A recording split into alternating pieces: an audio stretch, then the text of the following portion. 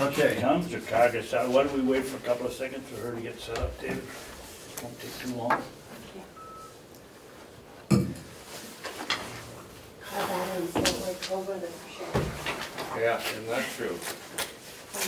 Oh, you know, you're buying an electric car. Right? Right, Dave? What do you do when the power goes out?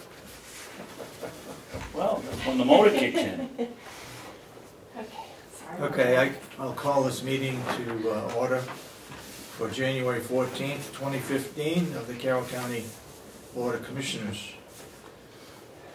Does anyone have any items they want to add to the agenda? I've got some dates, so I hope you got your date books with you. There. To make some changes.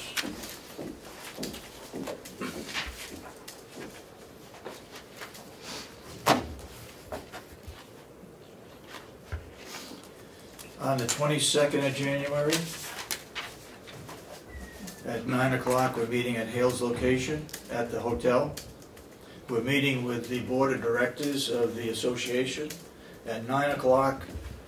They apparently then open it up for at 10 o'clock for other people to participate. So that's at 9 o'clock at Hale's location on the 22nd of January. On the Friday, One second. Go ahead. The location, so I can, at the hotel. does it have a name so I can go on to Google and find it? If you go up the west side, well, It's an easy one, Dennis. You go up the West Side Road to the lights in Conway. Yep. Take a left, stay on that, and you'll go right by Hale's location, down by, just a little bit past the farm by the river where they have the horses and the riding. It's right there on the left. it's you'll see a sign. Okay. It says Hale's location. It's a long driveway to get in there. Okay. And stay to the right. Okay. And go up the hill. The hotel sets up on above the golf course. Okay. Okay? White Mountain Hotel. Hmm? White Mountain Hotel. Yep. If you go to the lobster trap, you're going too far. Okay. If Tom's coming in today, one of the questions I'd like to ask him is if we're going to a thing like this at 9 o'clock in Hale's location, Denny's going from Wakefield, I'm going from Ossipee, you're sort of there anyway. Yeah. Is that considered a social accidental meeting? And can we write? I mean, it bugs me that the taxpayer has to pay for three of us going to the same place, the Association of County, down in Concord, each going over $50 worth. And neither one of them are our meetings. We've been requested to be there at their meeting. I'd like to get some definition of, why can't the two of us ride up and save the taxpayer 50 cents a mile? Yeah. It's crazy. Yep. That's if Denny can put up with it. Okay. Another time, Denny, you stayed, Commissioner Miller, you stayed to the New Hampshire Association of Counties. I had to leave, but you said that there's a meeting scheduled for the 23rd? They just sent an email out yesterday, and they said that they had to reschedule because they didn't have enough time, and that was changed to, let me see if I can find it. They said in the meeting the 23rd, and I got an email yesterday that that's been revised again. Oh, that's good. Why are they going to have another one, Denny? They want all 30. They want all 30 commissioners there because they want to go to the governor to get control of the long-term care. Long-term care. Okay. Yeah. And I'm not sure it's a good thing for us because we're a small county, but the bigger counties definitely would pay. Which, I guess we'd pay anyway. It's just who controls. Well, George represents us because of the on the finance committee. What do you mean he represents us? Well, we're talking about two different things here. There's a state finance committee, county and state finance committee. You mean in the legislature? No. For with the association. The association there's a committee. It's finance and remember the name? Finance. Anyway, it's a subcommittee of NHAC in. Yeah. Some of the counties have a representative and some counties share a representative, and Oh, we happen so to... we share one with George? Yes. Is that- Yes. Yeah. And Belknap and Merrimack and Cobos and Grafton share. I think he changed it to the 6th. See, it said the Oh, 20th. February 6th, Yeah. great, great, okay. Why will that work, David? That puts us on the, oh, well, that's okay if she doesn't have a meeting that day. Okay, yeah. All right, so February 6th. If you're gonna talk to Representative Umberger, why don't you tell her that we're very... I don't have to now. Well, no, but I mean, she might schedule a meeting for the 6th Oh, for her. yeah. Let her know ahead of time that she Yeah. requested that we should have told her that day. She could have asked us when we were sitting right here. Okay, They've got a committee together that personally called every single commissioner in the Yeah. state, because they really want total attendance at this one, Yep. so. yeah. Okay, then we got a subcommittee on the 26th, which deals with policy of appropriations. You've seen a letter that I have sent to Kathy Geary, I believe, that Excuse me, Dave, what date? the 26th at 10 o'clock. 26th at 10 o'clock. That's the one Representative McCarthy Oh, yeah, I got was it, I got it. acting chairman. Yeah.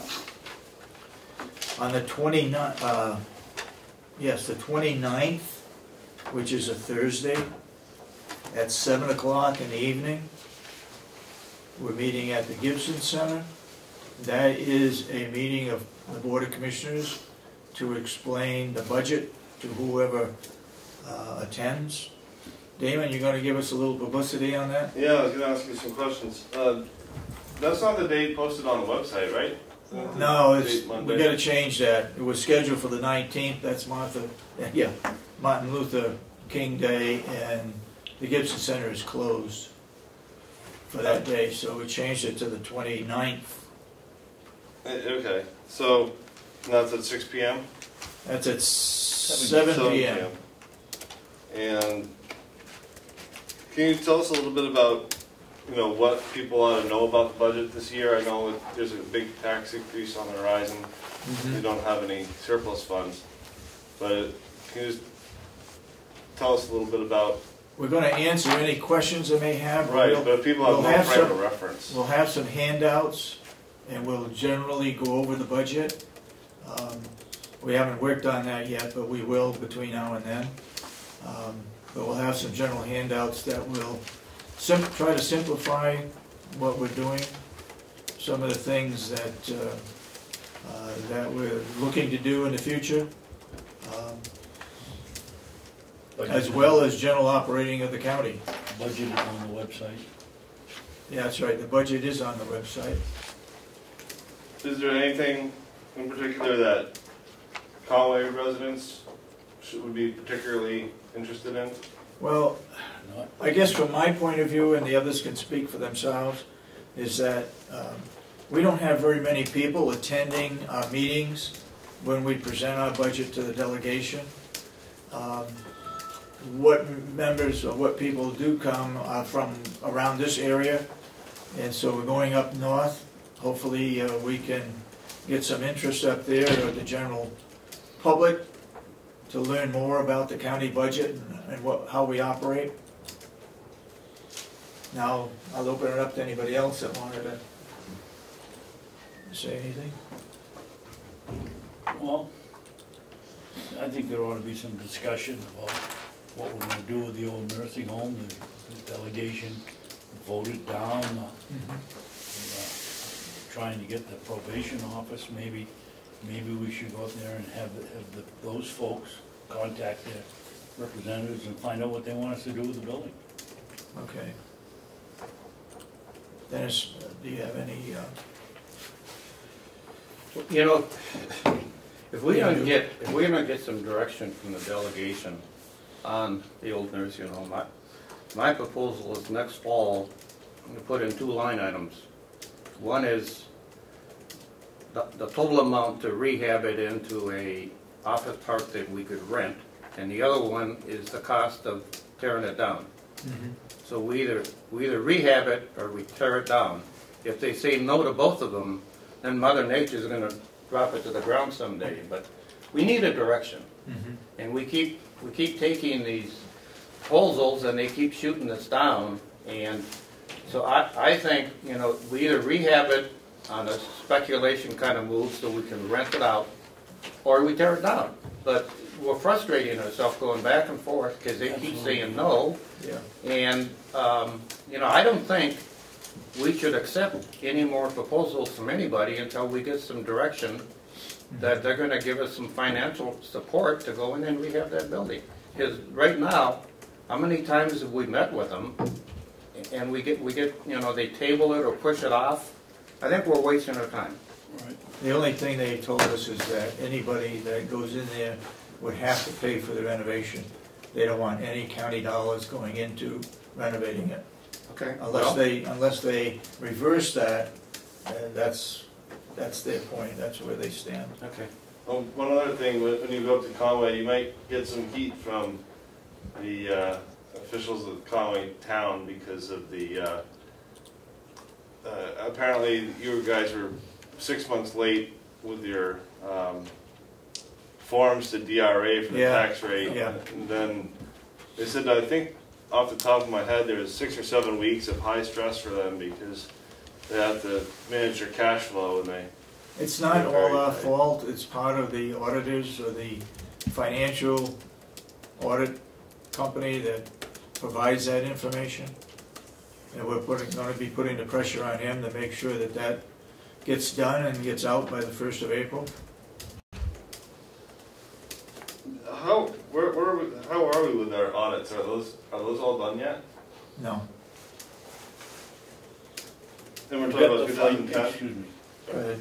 We got the financials for 2011, 2012, and finishing up the, Audits? claim they're finishing up the audits for those years.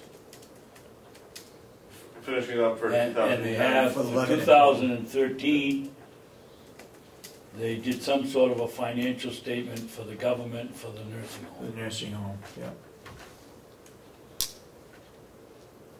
That's something we're going to be following up on today. Okay. Because we would have had to borrow. I think it was $1.5 million. Is what they were saying yesterday. Say that again? The finance office in Conway was saying they would have had to borrow something. I want to say it was like $1.5 million or so. For county taxes? Yeah, and there were county taxes to cover our cash flow. Okay. Okay, the other item that I want to make sure the board is aware of, and that is Primex is putting on a training program on the 3rd of February. I don't have all the details on it. HR does. It's an all-day deal, and it has to do with how to run a public meeting. Dave, the email that I got from HR said it was from 1 o'clock to 3:30. 1 to 3:30? Okay. Yeah. Okay. And in Concord? Yeah, Primex, I believe. Yep. In Concord, right? Yep. Okay.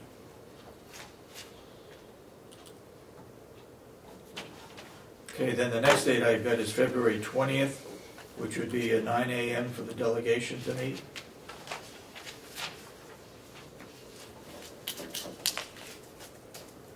Those are at 10 o'clock? 9 o'clock? 9 9 a.m. o'clock. Okay. Okay, and then there's subcommittees that are going on that I didn't have in my date book. The nursing home, I guess, is meeting again. The 26th. When? The 26th for the nursing home. What time? At 2:15, 2:15? January or February? January. February? January. January. And then,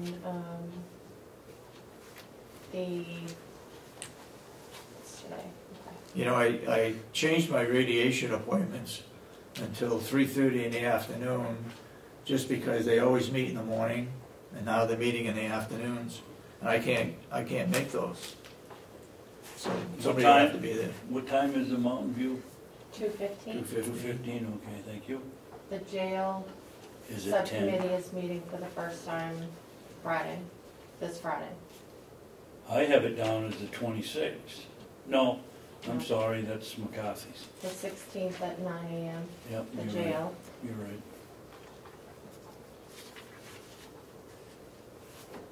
And then following that one, 9 o'clock? following it is the Representative McConkey subcommittee. He's the county attorney, the registry, the farm, that one. No, I That's don't just have following it? Yeah, I don't have it, he said noon, but Okay. I'm not sure the jail will take, well, maybe the jail will take 3 hours.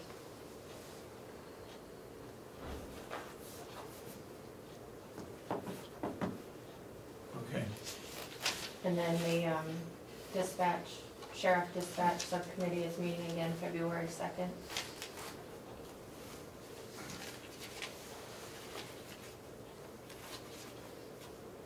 At 9 AM. Okay, thank you. Now, let's go to public input. Anybody from the public have any input in this meeting this morning? You ready? Go ahead, Dan. Just a little bit more clarification on the status of this audit. It's very confusing. So, for some reason, the auditor couldn't get the information to the DRA, and we also have this issue of why they're not done with these 4 years of audits, and they've been working on this for what, 6 months at least. More. I think that's a question we're going to be asking this afternoon when we call him, or right after this meeting. We need to call him and find out exactly where he is. I was told that we had the financials for 2011, and that he was working on the audit, and that should be in directly right after the financials. They're doing both. The 12, I'm not sure of. Commissioner Babson seems to think that we've got the financials for the 12. Yeah, I believe that's what I read. Okay. But we will look into that today. Okay. Anybody else, public input? If not, Doug Mitchell? Yes. Is that you? Would you come up, please? Sure. Morning. Good morning.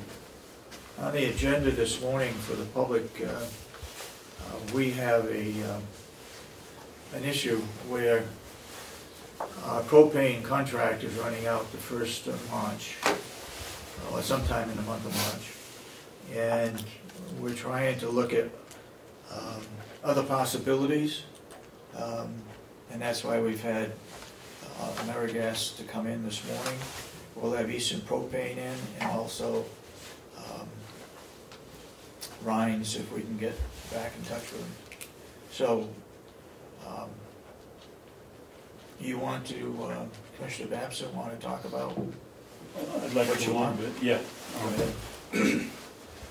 The reason we have Doug in is, I forget the term you just used, but it isn't necessarily to change the way we fuel this place or the way we change suppliers. This is more or less of a session to find out, anyway, for me to learn a little bit more about the distribution of propane.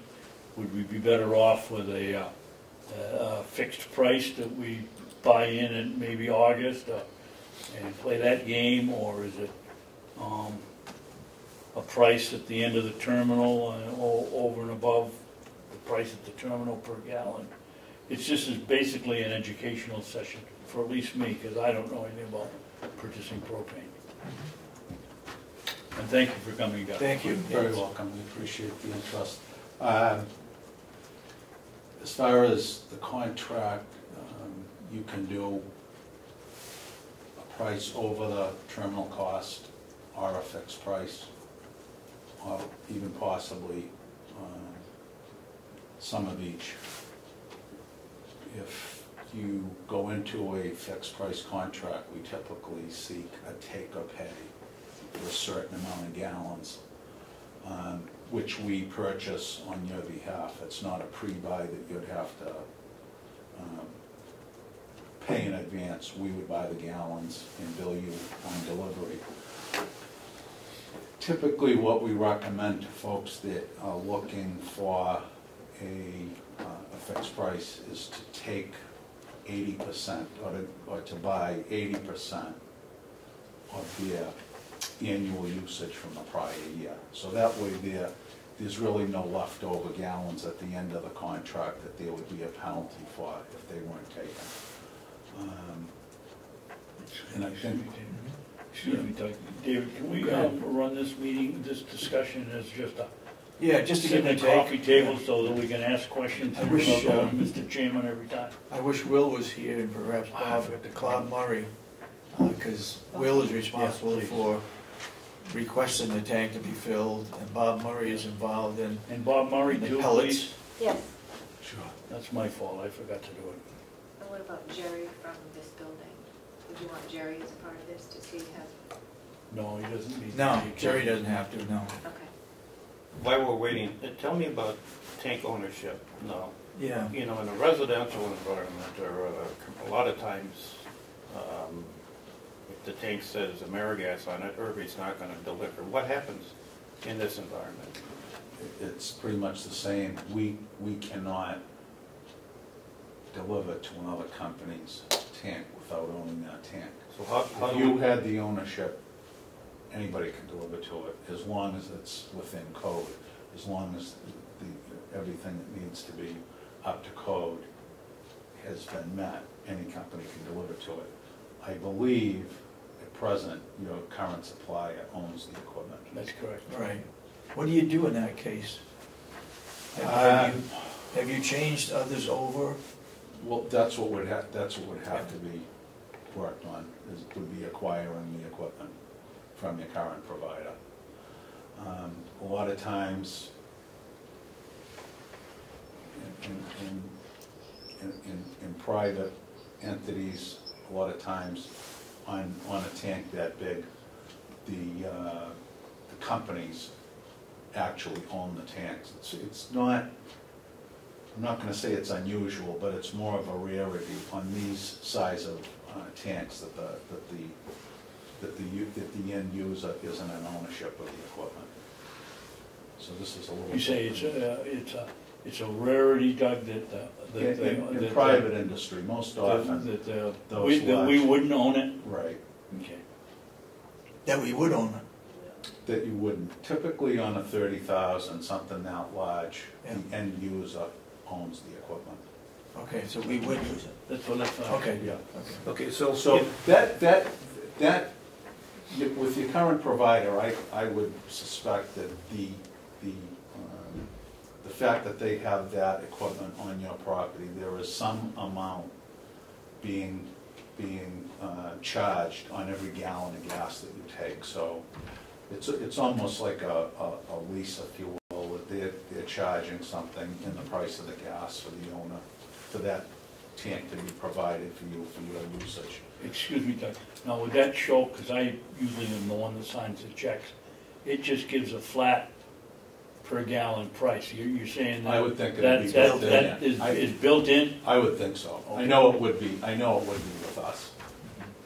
So it would be the same $1.40, $1.60, whatever, would include that, Correct. okay? So it'd be some amount of cents per gallon that would be built in for that equipment. That's a big installation. okay, if for instance we change vendors, would you suggest that the county buys the tanks, or would you negotiate, if we went with you, would you negotiate and buy the tanks from Eastern? Either or. Either or? Yeah. What's typical? There isn't? Again, if user you owns it. wanted to have a lower price per gallon, Yeah. and you had the capital expenditure to go out and purchase that equipment and own it, Yeah, you would get a lower price per gallon. okay. We would also be assuming the liability. Also, I would think if something went wrong. That, I couldn't tell you. I don't know what liability there would be there.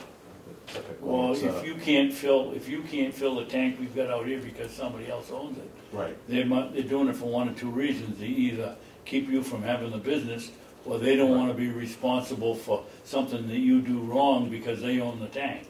well, I mean, on a residential application, almost always the provider owns the tank. And these big installations, they're usually purchased by the end user. And I think typically the reason for that is because it's a high amount of usage. And by you not owning that tank, you don't have as much flexibility as shopping your fuel around. Typically, I would think that you must be in a year-to-year or a multi-year. I know I can tell you that if we were to buy that, we would look for a minimum of a 3-year supply agreement. I think we, Because on that would be a very large investment and would be looking for a 3-year supply agreement. we're either at a 3 or a 5 year. Yeah. That's pretty common. Yeah. We don't,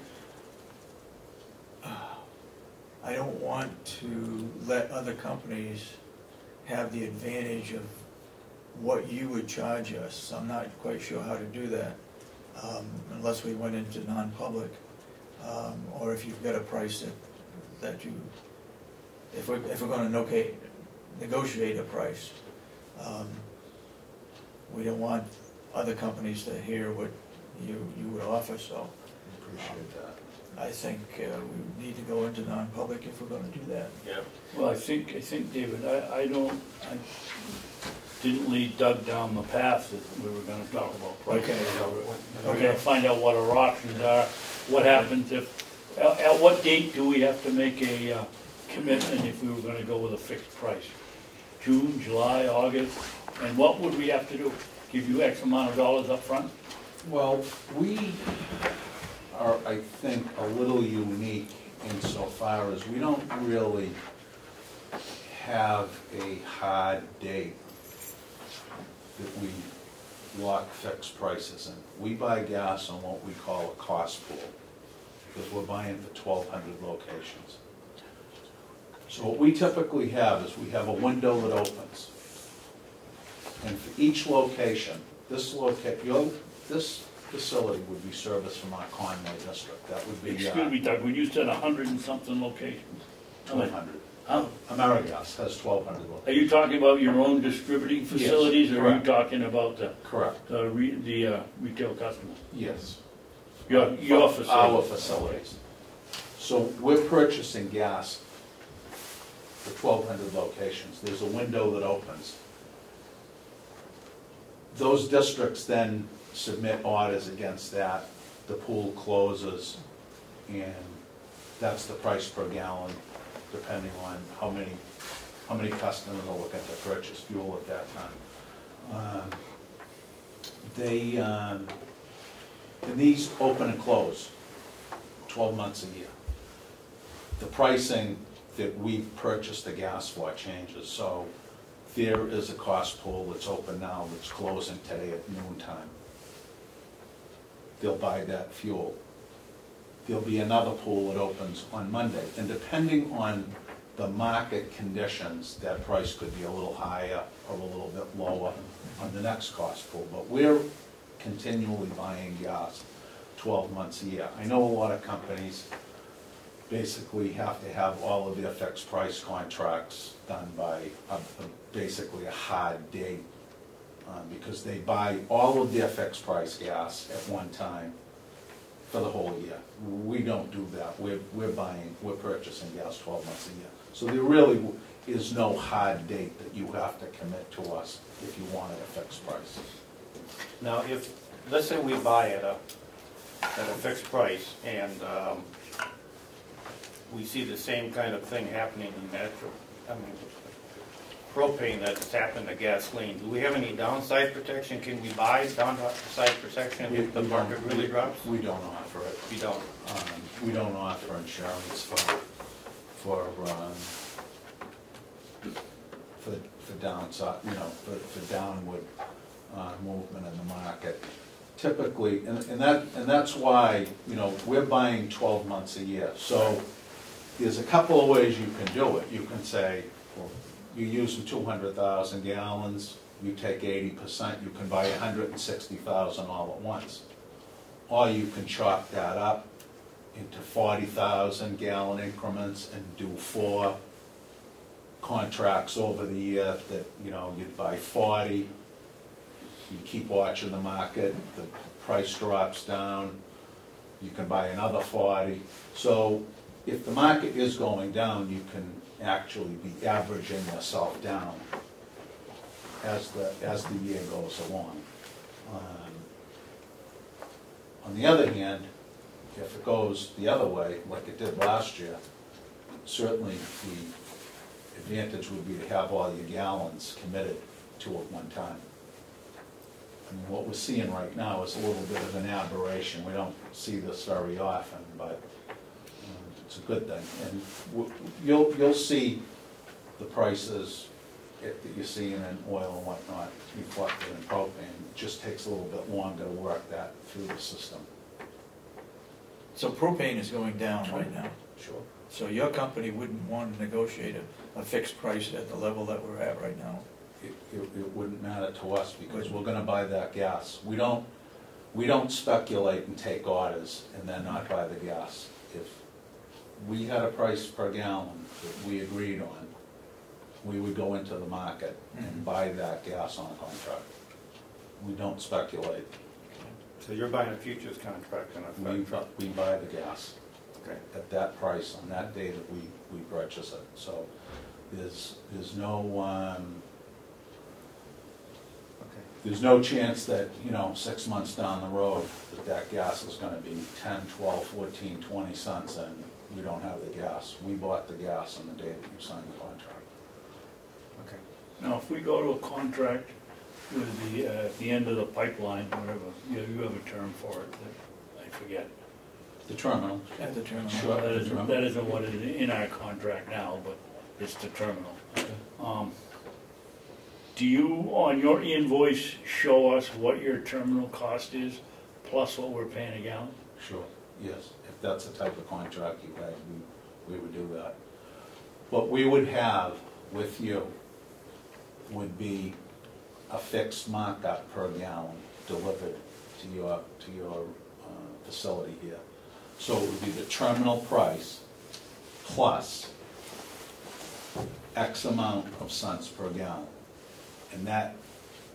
So you would know the terminal, we would know the terminal price. Right, It absolutely. wouldn't just come in at No. $1.40 a gallon and, No. And we know we've got X amount of dollars at the end of the pipeline. Correct, And now we have to figure it out. correct. You'd get the receipt. Okay. You would get the receipt that we purchased the fuel for. That would be your cost plus X amount per gallon. And depending on if you own the equipment or if we own the equipment, there'd be a little bit of a difference. If you owned it, it would be lower. If we owned it, it would be a little bit higher to reflect the investment in the equipment. Now, the last time I looked at this contract, Doug, was before it was signed.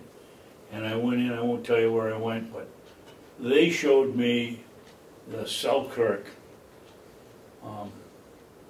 price. And I'm, new at the game, so I don't know anything about it, and I figure I'm gonna see one price. I saw, I think, 9 or 10 different prices at the end of the pipeline. Contract said we pay X amount of dollars at the end of the pipeline. Didn't specify which one, and there was about, as I recall, a $2 or $3 a gallon difference at the end of the pipeline. So there was nothing that prevented the person from using the highest price and then adding on. So that's why I asked about your bill. Your bill shows strictly what you pay For that load of for gas. that load, not No, picking off somebody else's that bought off the same boat. no. You'd have the receipt for that load. Okay. If we end up going with a contract and buying, let's say, 4 different times, do you have a newsletter or publication that we could have access to that kind of determines, the best of your knowledge, which way the market's going, whether it's going up or down? Yeah, you could subscribe, there's a publication called BPN, Okay, and that's Butane Propane News. okay, And you can subscribe to that hard copy or online, and it's a weekly publication. okay. And that gives you pricing on all the area terminals as well as the big regional ones like Selkirk, Mount Bellevue, and Conway. So you can, and there's a lot of behind the scenes type of information on how supplies are building, what the draws against supplies are, different things like that, what the demand is in the system, what the reserves are right now, how much we have in storage. So it's a useful, if you're a big user such as the county is, it's worth the investment to subscribe to it. The Wall Street Journal doesn't have a, like Well, they the do Wall on the Street commodities? Journal, they basically give you just a snapshot of where the terminals are on any given day during the week. I think typically they post on Tuesday. Okay, Will, how many gallons do we use a year? 176,000. 176,000? You agree with Commissioner Babson? Sure, I'd say it's in that ballpark. We get about 10,000 a load, and I would say that's about 17 loads. Which probably She printed it out for me, David, and Okay. it's 175,910 or something like that. What's your minimum delivery load?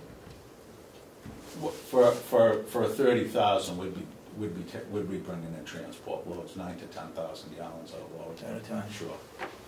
Well, how many tanks do we have? Is it Just one. Just that one big one? If we were to buy that tank, how do we determine what a fair price is? I mean, we're not in the business of buying these kind of things, so how? My best advice would be to have a contractor look at it and give you an assessment on what it would be worth, what type of shape it's in. I know that I looked at the tank probably, I want to say last spring or early summer, just to see if the 2011 upgrades had been done, and it looked like everything was in good shape from what I could see. But you'd really need to have somebody that does that type of work, installations and things like that, look at it and give you an estimate on what the installation is worth. Would AmeriGas give us a? We wouldn't do that. There's some contractors, Northeast Utilities, companies like that actually install those systems. You'd be a lot better off to have somebody like that look at it independent. So there's no individual whose business is to assess the value of, That'd be a good like you place. can get, I could you're put buying a some- piece of land, you can get somebody to come out and I could give you some couple of names of Okay. companies Would that you could please? do that. Yeah, that would be Okay. fine, sure. Go ahead, Will. I just have some questions on, as you're asking questions about owning the tank out there.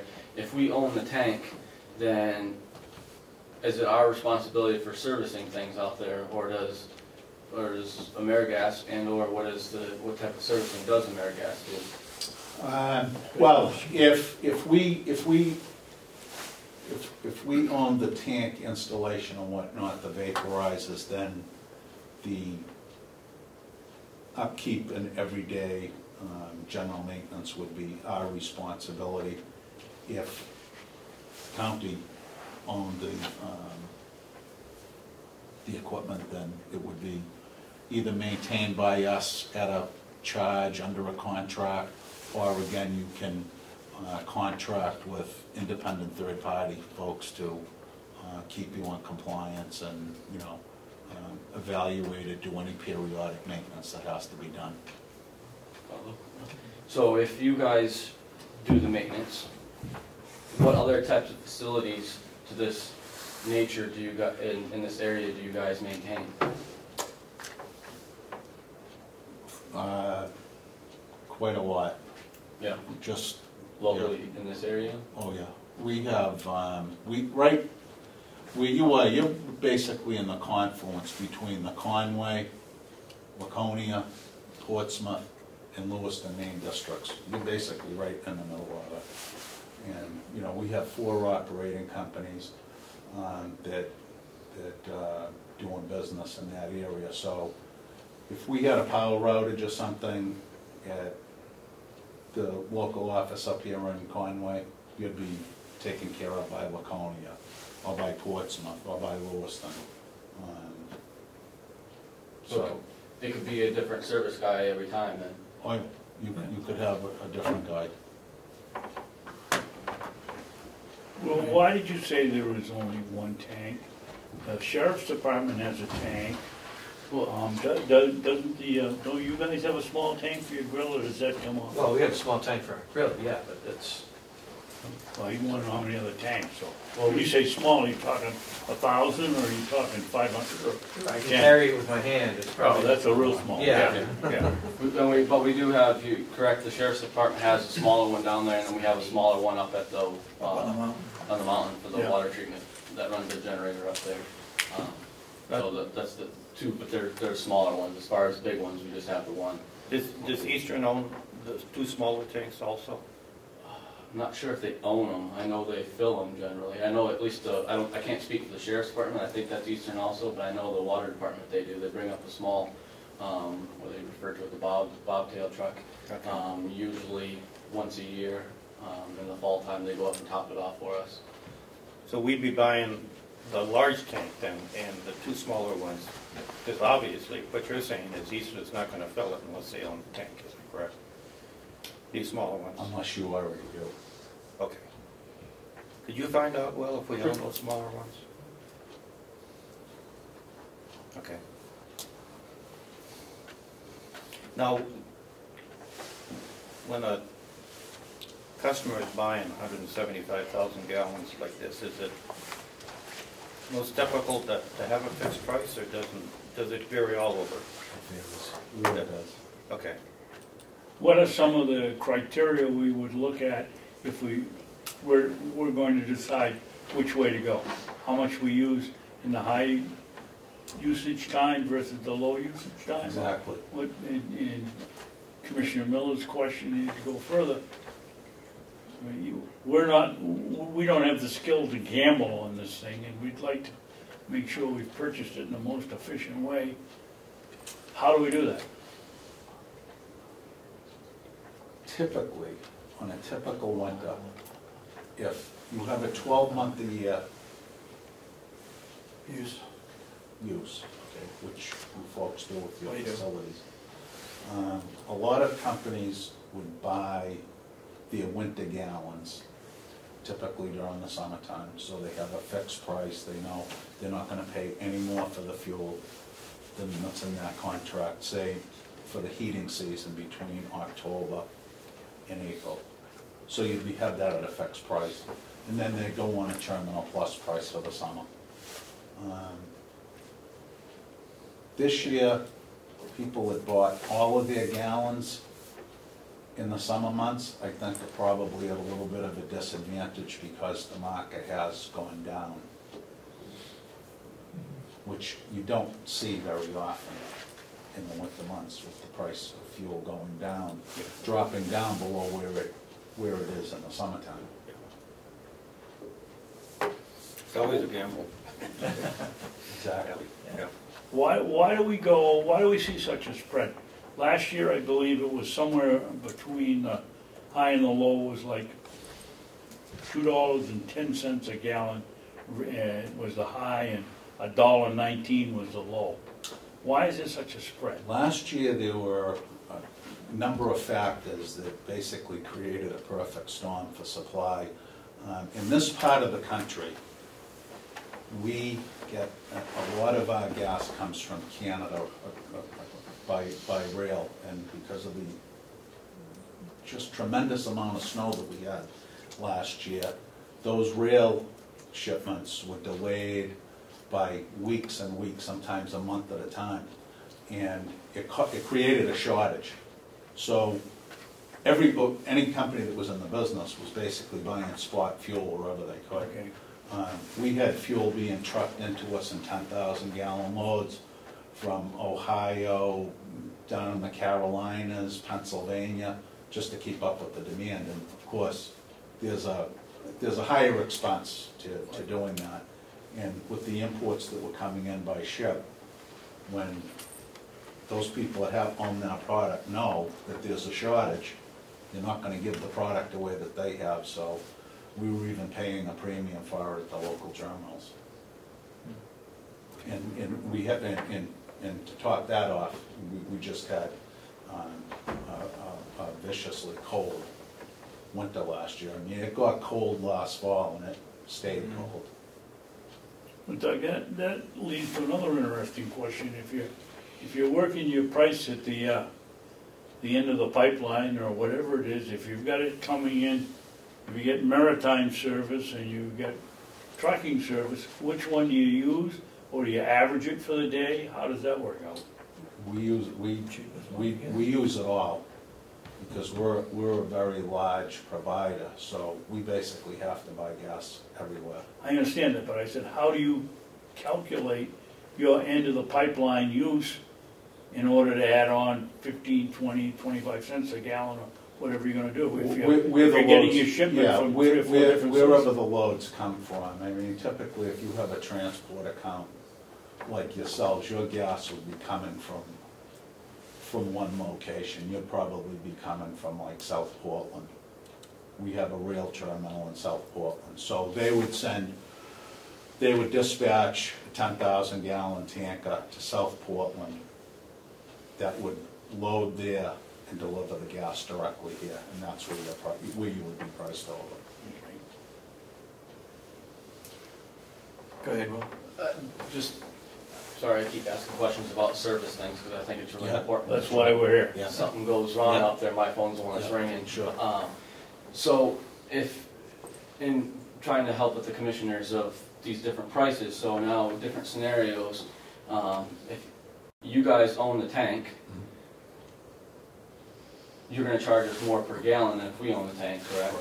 Yes. So that to me would need to be something that's shown to the commissioners so that they can keep that in mind of how much more per gallon that they're going to pay, Right. because you own it versus we own it. Correct. And if we own it, I mean, we don't have just more for the commissioners, we don't have the knowledge here really to maintain this stuff out here, right? Currently now it's done by our provider, by Eastern. You know, I can pick up my phone and he'll answer every time. And he takes care of everything. They regularly come out here, they clean these vaporizers that we own. We own the vaporizers, but they clean them and all those different things. So that's why I asked how many different service guys are going to be coming out when I call you. And also, the commissioners are talking about money, obviously, so price, that needs to be clear of, I think the better chances probably with a big tank like that, to be honest, is that the company is going to own it, not the county, probably. I don't know how that's going to fall out, but I would think that would happen. But we need to know that difference in price, because that's important. It's just, we get 100 and some odd employees out here. So one walks to the parking lot and sniffs propane. My phone's going off, and I got to figure out, and I got to call, and I got to get answers right away. Right. And that's important for me to know what's going on there. Right. And if you own the tank, there's a couple of options. You could use us to do your maintenance and your repair work, or you can use a third party, whatever you felt comfortable doing. So the individual that he would call would be out of the Conway office? Yes. And they would His dispatch point somebody from there? His point of contact would be to Conway, to start off with. That would be the main place. And and I don't know what type of repair you're specifically talking about, if it were vaporizer repair or something like that, they would dispatch somebody locally from that. If for whatever reason they had an emergency call and there were people already on an emergency call, we have districts that back each other up. And again, I don't think you could be geographically in a better place. You're right. Middle. You're just at the confluence of all these service areas between Conway, Laconia, Portsmouth, and Lewiston, Maine. I don't see a scenario that you wouldn't have a rapid response, and that's what we do. If we would buy it, it's a lump sum. We pay it off immediately, right? I mean, there's no installments. We would buy it from like Eastern, or typically. I guess I don't know what their terms would be to sell that equipment, what they own it for. But they would have, I'm sure, in their accounting department, they'd know that this is what the installation cost, this was their investment, this is how much depreciation there was against it, and this is the net. And they get to put costs against it. Got it. Right. Okay. Correct. How long do tanks last? How long before they'd have to be changed? I'll tell you, I looked at one a couple of years ago that was down in Rochester, and the data plate on it was 1919. Huh. So they have to be inspected, they have to be upgraded, they have to be maintained, but they last probably longer than we will. We owned one that was over in back of the old nursing home. There was a smaller one than this one. 18,000 gallons. Is it 18? And we ended up selling it. Yeah, it was rusting. They had to clean it from the inside out. Yep. Paint it and everything else. Refurb it, no. Yeah. Requalify it and then put it back into service. Okay. Would if we went with AmeriGas and you purchased a tank, I've answered my own question, so you wouldn't be moving it. If we owned it, then we could go to AmeriGas, we could go to Easton. Did it matter what company? They would still fill our tank? Correct. Typically, you'd have one supplier at a time for a contract period, but there really wouldn't be any time like it takes now to change ownership of that equipment, because we could not put a drop of gas in that tank until we owned it. Okay. I think the only advantage in us owning it is that we could go to 4 or 5 propane companies and say, what's their price for 14? Exactly. And that's a nice competitive edge to have, to be able to go out and shop the market like that. But on the other hand, we have to maintain it. I know, that's the other That's side. the other side. That's the other side of it, exactly, yeah.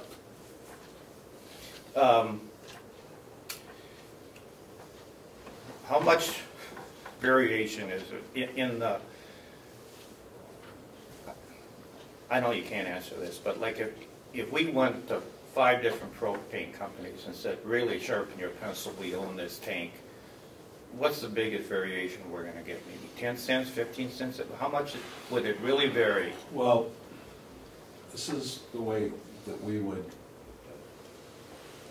estimate the equipment, if we had to build that into our price, is we would look at the price of the equipment, and we would then look at the term of the contract, the number of gallons per year involved in the contract period, and we'd just take that lump sum and basically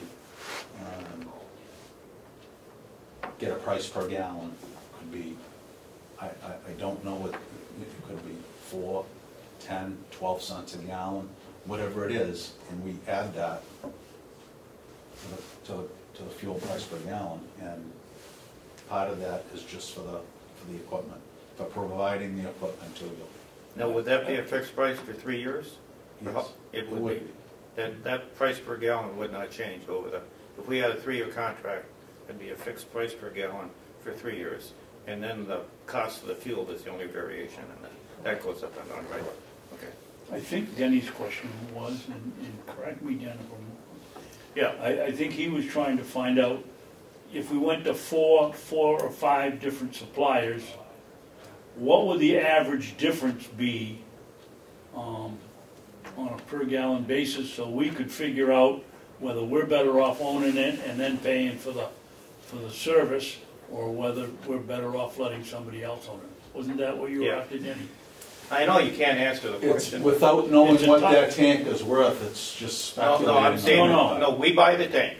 We own the tank. Okay. Okay, and now I go to 5 different propane suppliers and I say, I want a price from you for 80% of, say, 130,000 gallons. I want a price. If we go to 5 different propane suppliers, how much differential do you guys have in a price? I mean, are you going to Between the 5 companies? Yeah. I mean, could you be off, could it be more than 10 cents a gallon, 20, 30? No, I don't think so. Okay. It's a very competitive business. Yeah, so, how, It'd be almost like if you walked into Shaw's, the Yeah. difference between Wonder Bread and this, and I don't know if there's a difference, but it's not gonna be 50 cents. It's competitive, it really is. okay. So that's what you were after, wasn't it, Denny? Yeah. So we knew Yeah, I what the couldn't service. tell you. That's. I know you can't, but That's a tough one. If I knew the answer to No, that, but believe me, No, I'd that, be doing a lot better. no, what I was trying to get is how competitive is it and how sharp can you guys, It's very competitive. It is. And it becomes more so every day. okay, The propane business is getting more and more competitive every day because more and more people are gravitating towards it as a fuel source. okay. So when people stop using as much oil as we have, the usage of oil has declined over years. The propane has increased, more companies get into it. It's a very competitive business. Do you deliver on your own trucks? Yes. So you're not using an outside hauler?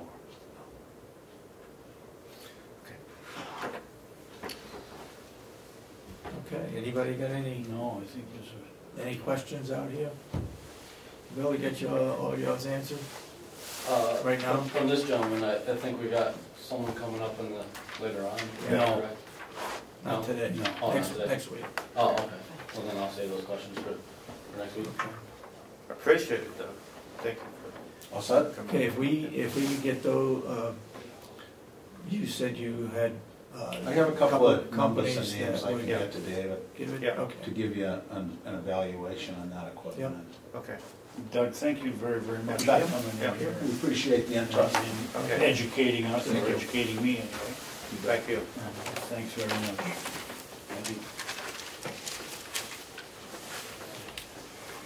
I think there's a confusion on the other individual that's supposed to be next week at that time. I'm pretty sure. Oh, I made the appointment. Eastern next week? Yeah. Okay. So we have one next week and one the week after that. Okay, great. But these are the ones, that's possibilities, right? We got five propane companies. Yeah. White Mountain Propane? Well, I called White Mountain and that's how we got a hold of him. Oh, I think they- Rhines never called me back. No. Irving's coming in and Eastern. okay. I think AmeriGas has been buying a lot of the smaller companies, and I think they may have bought Yes, it is. White Mountain. I think that's, That's why I keep getting calls from Americans. White Mountain, never told me. Ah, okay. okay. Thanks for coming, guys. I'm sorry, it was my fault. I forgot to include you with the original. So look for the agenda next week with Easton, okay? And if you get an emergency call here, what time are they supposed to be here? 15 minutes. If you get an emergency call, can you come back over if you have to? Absolutely. Okay. Okay. Today you're talking about? No, Yeah. 9:45 was scheduled today, but Yeah. Yeah. been some confusion. Oh, Okay. Apparently. Would you stop by the attorney's office and ask him to come back? I think he's out here in the hallway. On the hallway. Oh, out in the hallway? Okay. Yeah. Well, that was informative. I don't know anything about purchasing. We learned a lot about it. Yeah. Now I've got a good idea what our options are anyways. Yeah.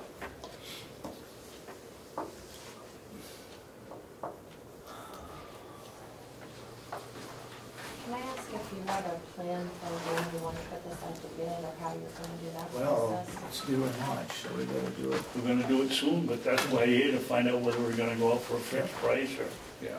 80% of it and let the other 20 float. Yeah. This is an educational process for us. Thank you. Okay, County Attorney, glad you could come in this morning. Good morning, Tom. I think the Board of Commissioners has some questions regarding where we stand on 91A and how you would represent us and so forth. I'm sure you read the law. Could you give us some input regarding that? Well, And if any of the commissioners have something different, speak up. Okay. Go ahead. yeah, the issue seems to be, what should happen in the event that there's an action or civil or equity, whatever it is. Right. And under the statutes, it appears that, that notice will be given to the delegation clerk, the commissioners, within 7 days or whatever. And then, that will be turned over, I guess, to our office to review and for them to review and to determine, what the nature of it is. And so our office would have to do that as well. And then it needs to be determined, what the conduct is alleged, who it's against. Is it against people individually or as commissioners or as public officers, servants in their official capacity? So key issues. I think the way the statute's directed, it's so that, the county attorney can at least do an overview of what the issues are. And it doesn't really say how that is to be communicated back to the delegation or what process would occur after that. But a decision, I guess, needs to be made as to if the county attorney's office can defend, and that would be a process by which they would have to, my office would have to determine what are the issues, whether or not there are any conflicts, what matters need to be handled. Some of the issues may be able to be handled by the county insurance office, so that notice would have to be given timely as well. All of those are issues that are brought up as a result of this new procedure, or not a new procedure, but one that was recently discovered. So then some kind of communication needs to occur from the delegation and the county commission as to, are they going to allow this representation, whether our office can do it or will do it, or whether some outside agency needs to do it, and then, the issue of... Yeah. Could I break in here? Right now, the law says the county attorney would handle it.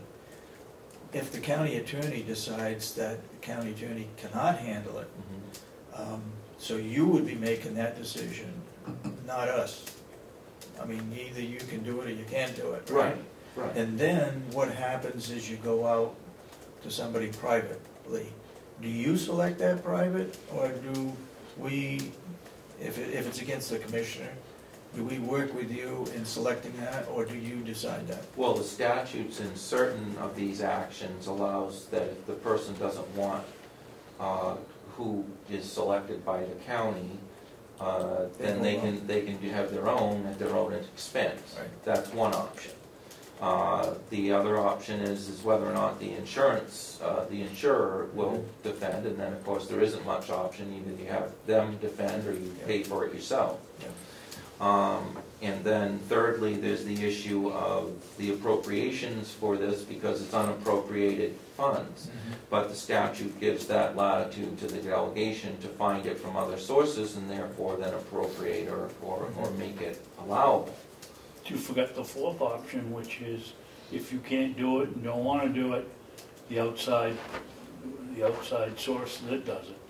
Who, do you make that decision, I think was David's question? Yeah, he'd have to.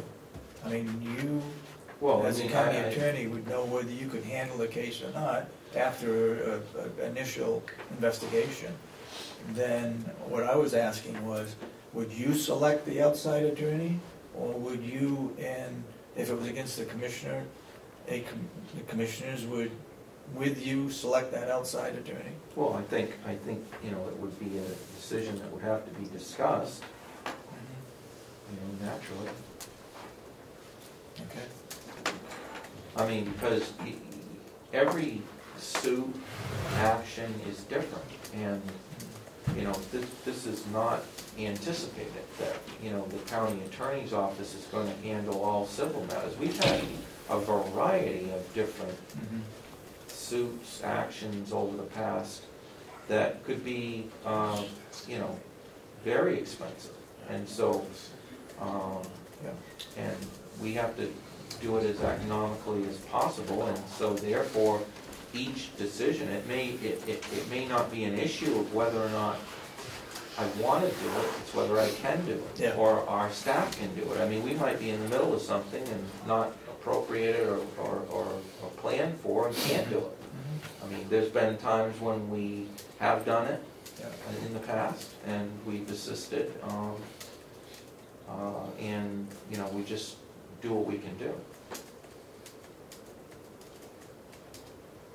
When would in a case of commissioners, I think is what we're looking at, when is it our official, in our official capacity, and when is it not in our official capacity?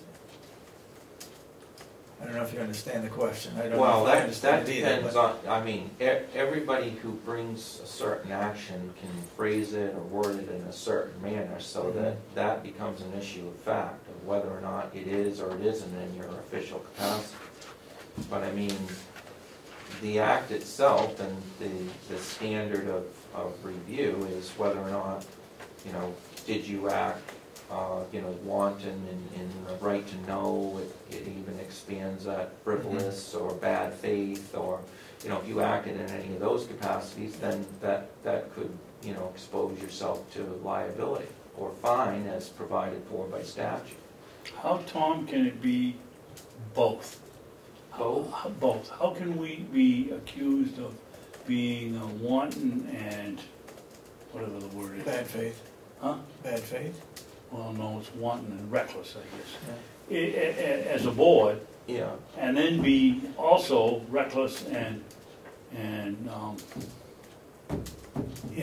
individual as official... individuals. I would think you're either acting as the board or you are acting as an individual. Well, if I were the one taking the minutes and I said, well, you know, I don't want my brother-in-law to know what's going on here, and I'm gonna fudge the minutes, that would be me as an individual. But other than that, I would think it would be all, it would be as a board. Well, it depends on what they're accusing you of. But, I mean, as you know, the spectrum is wide open. It's how it's pled. That's what the critical nature of the initial, you know, presentation and notice is, because it's critical when somebody's served like that matter be addressed initially, so that it can be responded to initially, and so that if there's a question of whether to answer your question directly, whether it is individually or whether it is in your official capacity, that is flushed right away at the beginning of the suit or of the action, so that that's either disposed of in a motion to dismiss or some other, you know, pleading that might be necessary as provided for by statute. But Tom, that, you know, there's an RSA in the 2023-25. It talks about the wanton and reckless, is what the delegation talked about. Well, 91A is bad faith. I mean, that's such a... I don't think that wanton and reckless provides us any protection when it comes to bad faith, because that bar is so much lower. I mean, you can be operating in bad faith all day long and never be wanton and reckless, correct? Well, right, but in 91A, Commissioner, the standard is much more than bad faith. I think it also refers to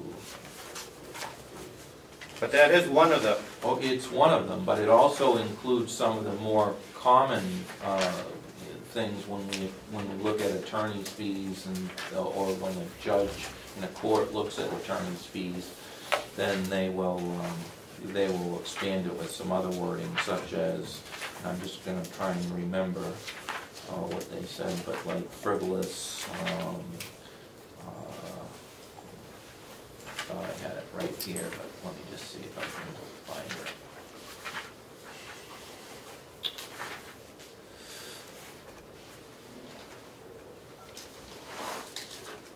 It's my, okay. Bad faith, frivolous, unjust, vexatious, wanton, or oppressive conduct. okay, but all of those are, in my opinion, a much lower bar than wanton and reckless, or the wanton and, right? Well, those are all defined by statute. They are. Or by the law. I agree, but. So, I mean, to say that one's a much lower bar than the other, I mean, just sitting here, I can't tell you without looking at the conduct and trying. Yeah, well, my point is, when the one that talks about wanton and reckless, I don't see that providing us very much protection on a 91A suit. That's all I'm saying. I mean, that you really have to be purposely bad to be wanton and reckless in my mind, Right. as opposed to the 91A bar, which says, neglect or bad faith or whatever. So I don't see that. Well, it's a standard, Commissioner, that the court does, or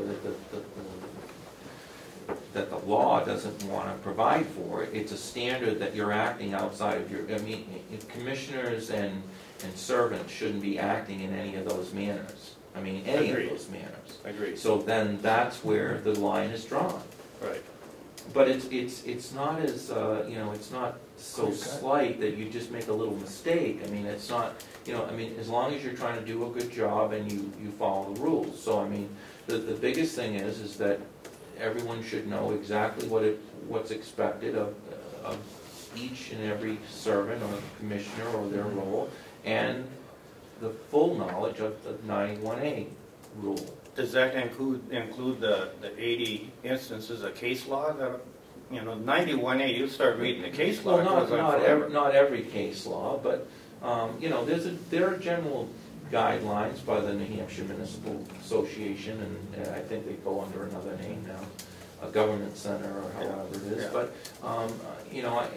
when I've been here before representing the county in years past, I've always recommended to the commissioners that they get those packets, and each one of them has a complete outline of what to do and not to do, how to handle these situations, and there's lots of training so that you don't get yourselves into these situations. And it's basically lack of knowledge if you do or you don't. But it is an obligation that one should do, so that you know how to act if this happens, and that's the purpose of the resources through the government center. Tom, I think, going along with what Commissioner Miller says, I see a big difference between when we get a non-public minute and it says, what did it say, something in sealed, approved and sealed. And now we get into a court case and we find that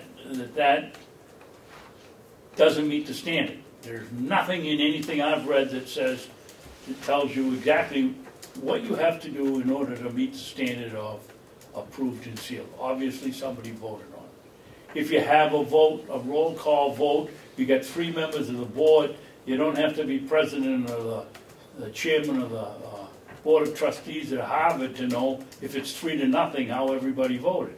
And yet that's not legal. So the idea of bad faith and what Denny's saying, there's a big void in there. That maybe you understand the whole law, but I certainly don't. And it would never dawn on me that a 3-0 voice vote isn't good enough for someone to figure out how everybody voted if it's a 3-man board. Yeah. That's who wrote up the 91A I mean, policy. this is why we have a legislature, but, I mean, these are all issues that, you know, need to be reviewed, and if that's a problematic issue, which sounds like it is, then it should be revisited. I mean, we can only follow the law as presented. You know, I had another question, which is every first Friday of the month, we have a Association of County meetings in Concord. Now, not that I would have liked to have, or would have enjoyed driving with Commissioner Kenny. There's a possibility that we could have all have gone there, but we're told we can't. So 3 of us take a car down there, 3 of us get $50 or $60 for the mileage down and back. We're all going to the same place at the same time for the same meeting. But we can't ride together. Can't ride together. Is that a fact or not a fact? I don't know if that's a fact or not. I mean, Well, now you've just said exactly what we've said before. We don't know either. I mean, you're a lawyer.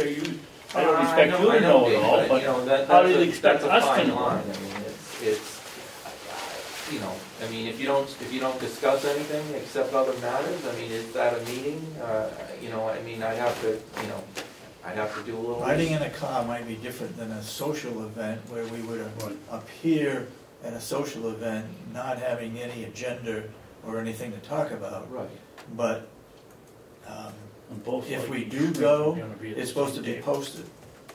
If we know that one other commissioner is going to be there. Right, and your government center is a good resource. I mean, they're a funnel for all these types of questions. You can call at any time with that specific question. I mean, I don't, you know, maintain it on a daily basis like they do, and they're there for that purpose, and they're there to answer those types of questions. So, I mean, We're not a member. No, we're not a member, but what was it, why we weren't going to be a member? Because they wouldn't give us any legal advice. well, Remember? Yes, that's what I thought, that's why I was asking you. They made it good and clear we'd get no legal advice. Is that right, Lynette? Correct. They don't give legal advice to the counties. We could only be an affiliate member, but the affiliate membership would allow us to have training on those things by one of the attorneys. So we have no alternative other than to go to the county attorney or hire our own well, to get legal advice. I mean, I'd be glad to discuss that further, you know, with them or whatever this issue is. Yeah. Well, you know, when the senators and representatives passed 91A, they never had to worry about a quorum. I mean, you're talking 400 reps. Yeah. But now there's 3 of us sitting here, so if 2 of us are together, it's a quorum, and it may or may not be a meeting, and that's insanity. I mean, the law says discuss, you know, the definition is talk about. So the 2 of us can't talk about county, we're not making a decision. We can't talk about county matters. That's insanity. Yeah. Whoever wrote that law never thought about 3 commissioners trying to run a county with a budget of $28 million and 350 employees. Whoever came up with that, I'd like them to sit in this seat and see if they could make it happen. We're going to try to get somebody here, either the person who wrote it or somebody from Primex, to give us another training session on 91A. The Hampshire Association of Counties did get the person who wrote it. And, you know. Yeah. It's a well-intended law, but, yeah. You know, when you try to stay within the confines of the law and run an organization this large. I mean, I'm a retired businessman. Somebody would have told me, I was working for a living, that the 3 of you are going to run this company, but you can't talk to each other. I would have said, are you nuts? What do you mean? And that's well, kind of what we can talk to each other right here, yeah. In the public. But so if I'm halfway home and I forgot to ask you guys a question, now I've got to call downstairs, schedule another meeting, and we got to drive back up here because I forgot 2 things. Yep. Yep. The other thing is, if we're one of 2 counties without an administrator, if we could function at the level of an administrator, we'd be, a lot of this nonsense would go away. That's We've right. got We've got, we had a situation a couple of years ago over who was gonna get plowed first. If I was the administrator, the person in charge of the plow would come in and I'd say, you plow him first and you plow him second, and that would be the end of it. We have to post it, have a public meeting, and come in and hang our dirty laundry out in front of everybody. It's a well-intended law that isn't running right, as far as I'm concerned. Okay. There's been a lot of changes and a lot of specific changes that were tried to be implemented to it. Some of them are motivated by specific instances, like you say, that you know that people were unhappy with certain things, and giving specifics, like you said, well, this is a county and we're business people and all. It's similar all over the place. And then when someone gets into an action, but it's got to be carried out uniformly, and it's got to.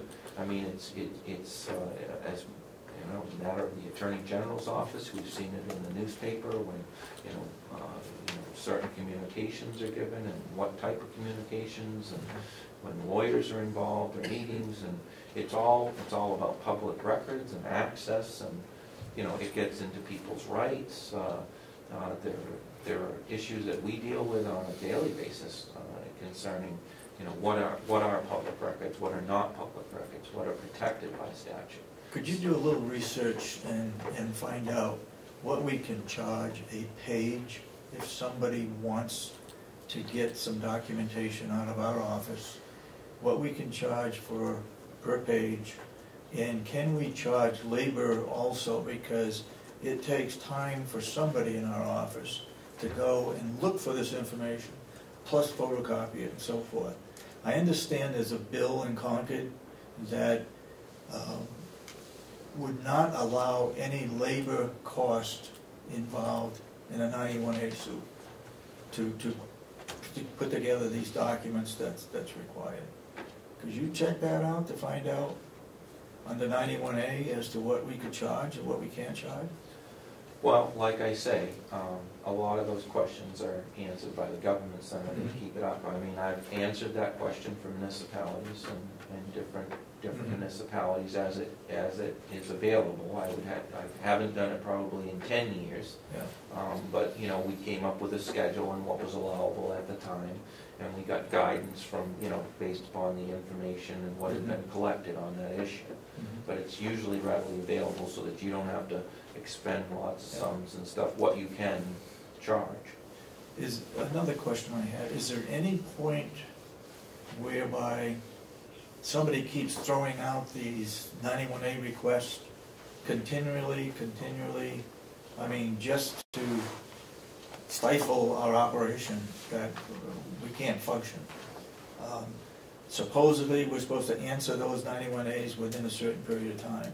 Well, if we get 10 of them at one time, what is our answer to that? Automatically send them a letter saying that we received your 91A, we're working on it, but it's going to take time to get all the documentation or whatever you're looking for. Is that the best we can do? Sometimes you have to, you have to see what it is that they want, in what format it's at, how it's being, and then, you have to protect the records. So, I mean, when you talk about labor and things like that, you have to consider that, whether or not, it's something they can do or they can review and then ask for copies, all of that. Tom, do you have an association of county attorneys? An association of county? Here in New Hampshire. County attorney. Do you meet? I mean, this is something you people should be bringing up. We've had one individual requested 600 W-2 forms. Before we could get back to her and explain to her that this takes a lot of time, she upped it to 2,400, and then comes in 2 weeks later and wants the last 10 years of our bank statements. I mean, we don't have enough help to go around, and we're chasing these foolish things. That ought to be, you guys ought to be getting together and going to the legislature and saying, we need to get some protection for the people that we're working with so that they're not spending all day chasing frivolous requirements. I mean, 10 years worth of bank statements. Yeah. And this individual ought to have known better. Well, some of those records are protected under the exclusions of 91A. Well, Financial the bank records. statements aren't. Well, That's certain public. ones are. I mean, it may be public information, but it seems like there ought to be a purpose involved. Right now, 91A says you can just request it. You don't have to have a purpose or a reason for requesting it. Seems like there ought to be some reason for requesting a 91A or the documents for the 91A. We got one downstairs today for all expenditures out of the Doobie Fund and the Bean Fund since their inception, which was Before 20 or 25 years ago. 20 years ago, yeah. I mean, how much time does that take? And we can only charge 10 cents a copy when we get the information, and we've spent $35 an hour for that labor to go find it? Yeah, Makes no sense. okay, I guess we're We're done. getting redundant here, Yep. so. I'm sorry. Go ahead. I called a couple days ago about, did you have any time to look at that 2413? I've looked at it, but I have some further questions that I would need to discuss with all of you in non-public. Non-public, okay, thank you. What is that? We discuss it in non-public. Yeah. No, Okay. not the issue that's at hand. What is the law, what is 2313 about?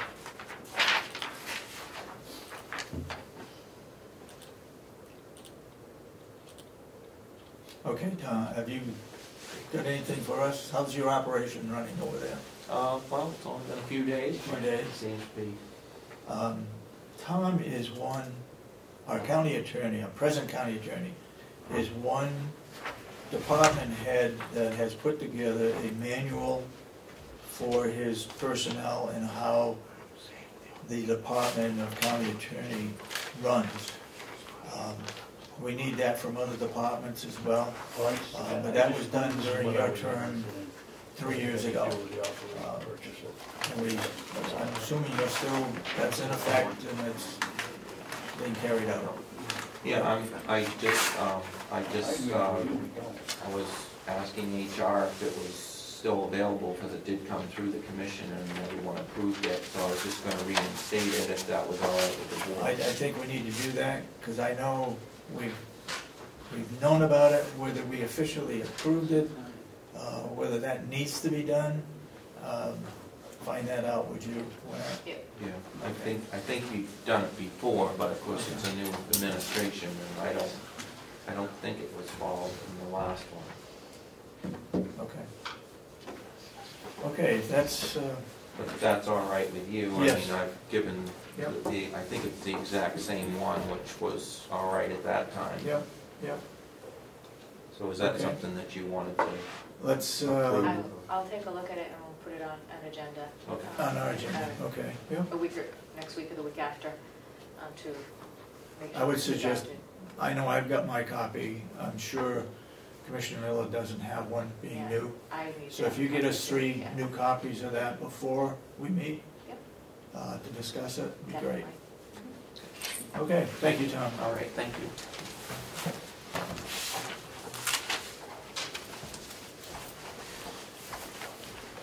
Tom, are you gonna be in the office today, before noon time, or you? Yes. I got something I want you to take a look at. Maybe I could give this to you right now.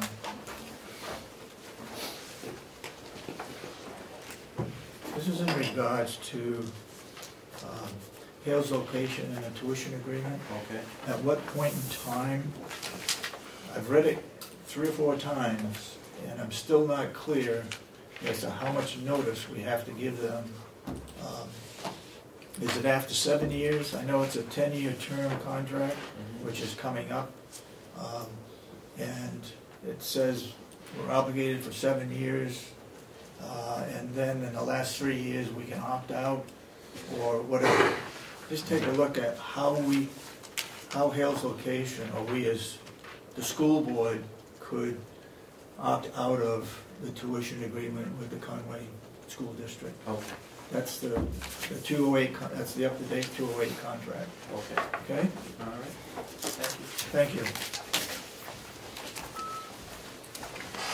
Okay. Melissa points out that we have, the House Judiciary Committee has two bills before them. The one you mentioned about fee charge for right to know at 10 o'clock on the 15th. And at 11, the clarifying keeping of non-public minutes. I'll have to look that one up. Keeping of non-public minutes. Is that your bill? Or was that the one that you requested? The keeping of non-public minutes? No, we got that passed, that's on record, that's Okay. going into effect July 1st. Okay. All right, We have the man from Dennis Gagny. Gagny, okay, from Eastern Propane?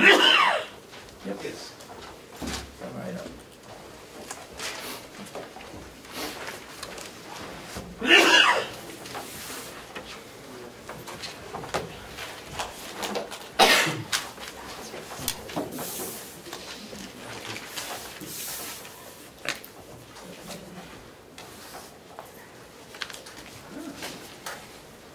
Okay, yeah, so you're vice president of the wholesaling of propane out from Eastern Propane. Yes, I am. And you're the one that can make decisions, I assume, as vice president, right? Well, put it this way, I'm responsible, whether or not I make the decision. Okay, all right. David, Go ahead. do you know the two gentlemen here, Mr. Gagny? No, Bob Murray is the maintenance man of the nursing home, and you think you deal with Will. Well, I you do deal across with the road. Russ Howard. Yep. Russ and I work together. Okay. He's the real technical guy, so. I guess we've asked you to come here today to talk about propane, how you determine cost, ownership of the tank, who maintains it, and so on and so forth. So if you've got anything that you'd like to start explaining, go ahead. And please interrupt me at any This is time. sort of a Informal? thing that, yeah, an informal type process. As you know, I mean, we've had a relationship, with the county for years. Several things have happened over the past decade, added on. We moved the tank several years ago. We own the tank, Any of the additional expenses as far as piping and so forth is the responsibility of, the county, as the ordeal we went through several years ago. But the tank and the appurtenances is owned by Eastern, okay? Now, contractually, basically our agreement is we own the tank, nobody else will put gas in the tank.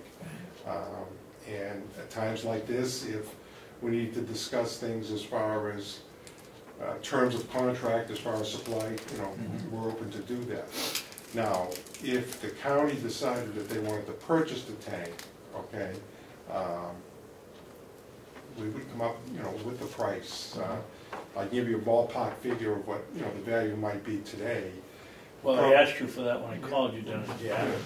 Yeah, it's, the value of that tank, okay, to Easton is $72,000, okay?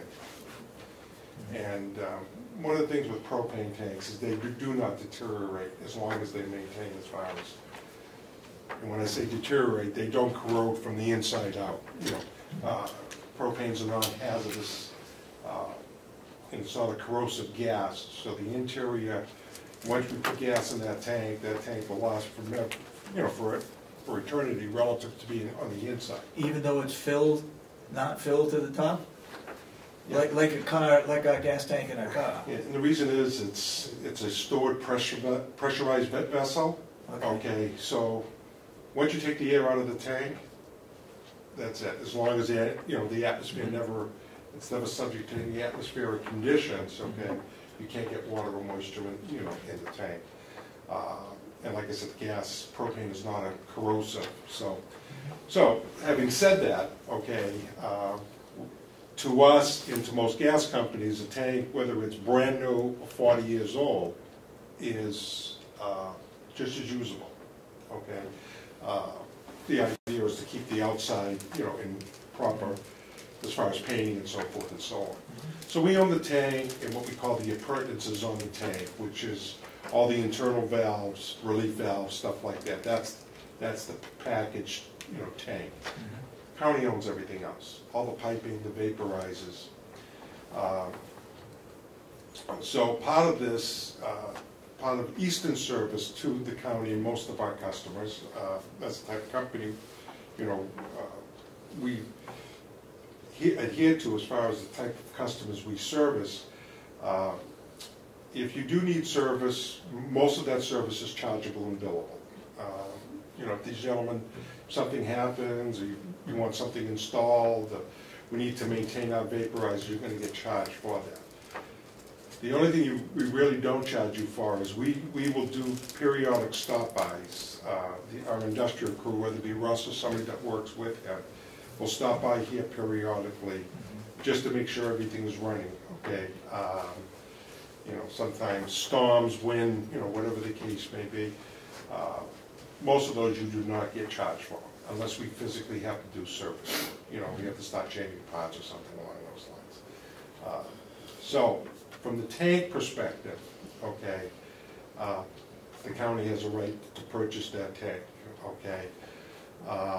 And that price would be the same whether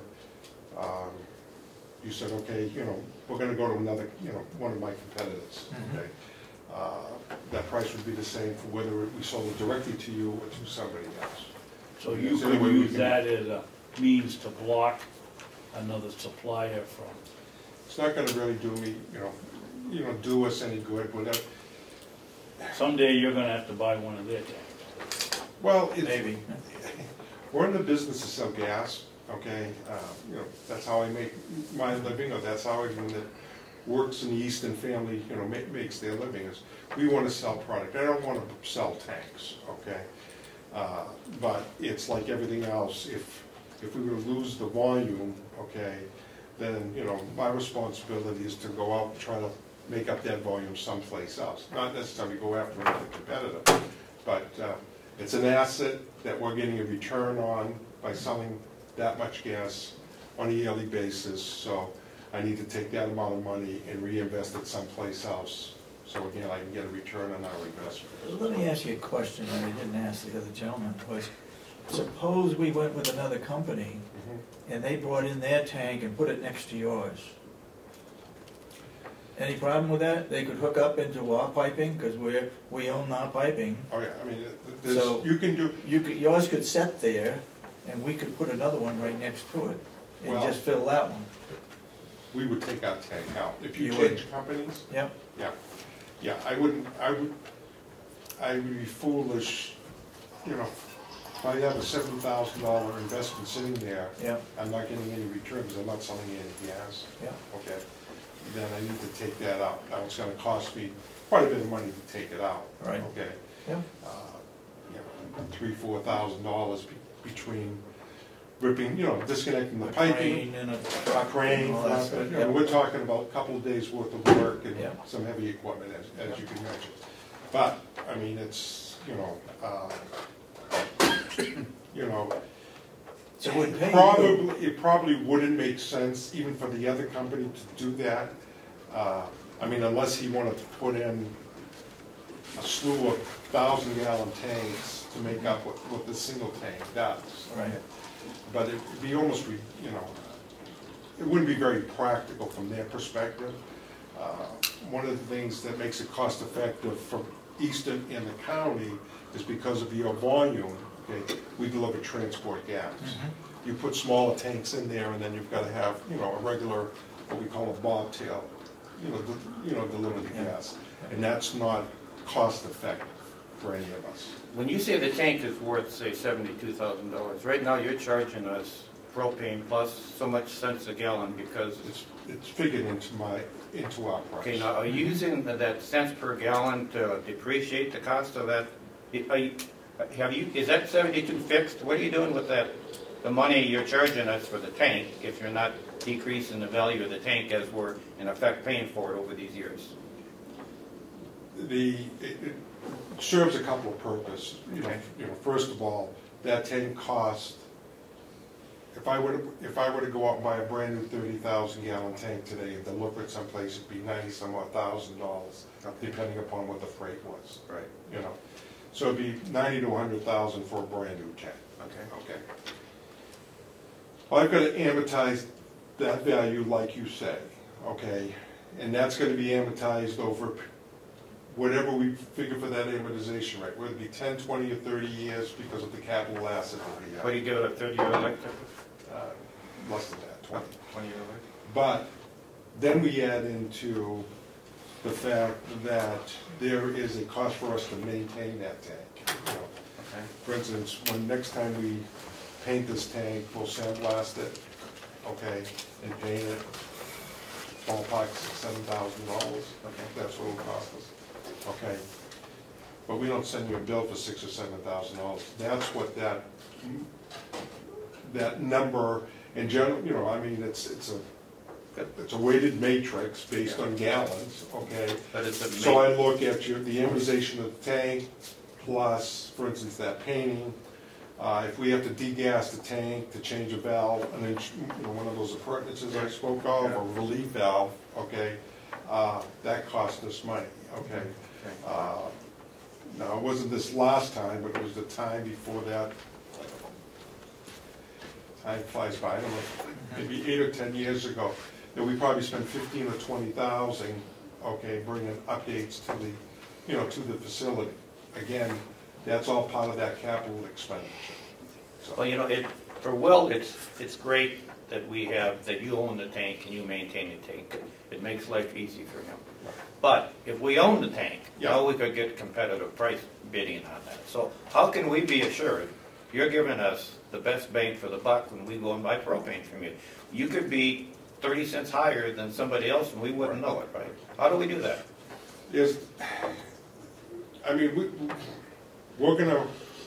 We would love to continue serving, and we will negotiate or work out a plan.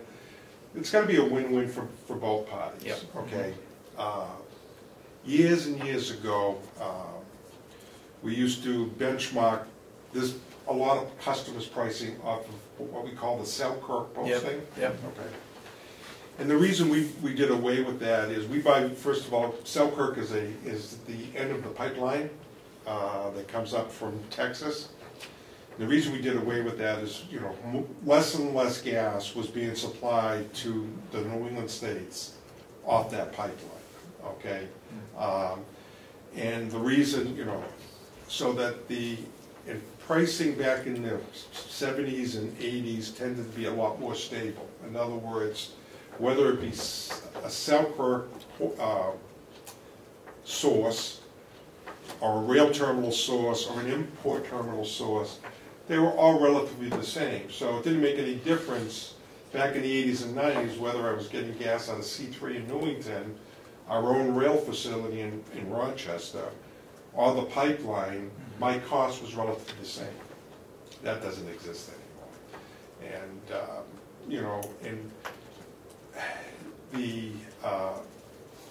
And anybody, it really doesn't exist, and it's not fair to either Eastern or to the customer to say, I'm going to sell you gas off of a posting, and then, however, the problem is come January when I can't pick up any gas there because there is no gas, okay?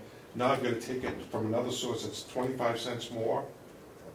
I'm going to charge you that difference. So what we do, so that's a little history on the Selkirk. But there are still companies that...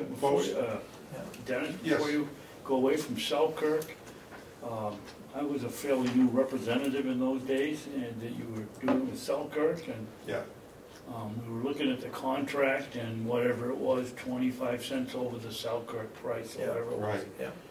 I went to a competitor of yours, and he said, let me show you the Selkirk price. Well, he opens it up, and as I recall, there was 9 or 10 different prices at Selkirk at the end. Then I go back and look at your contract, and it doesn't specify which one of these at Selkirk you had to use, and there was I can still remember, like a $2.50 48-cent difference between the high and the low, and yet you hadn't spelled out, so you could very easily, I'm not saying you did, because I don't know, but it really wasn't a fixed price, because you could have used the lower amount, or you could have used the higher amount. No, yeah. Because it didn't, you people had a Well, on the billing. I don't have the contract, okay? I will tell you how I wrote contracts, okay? And how we were all supposed to write contracts.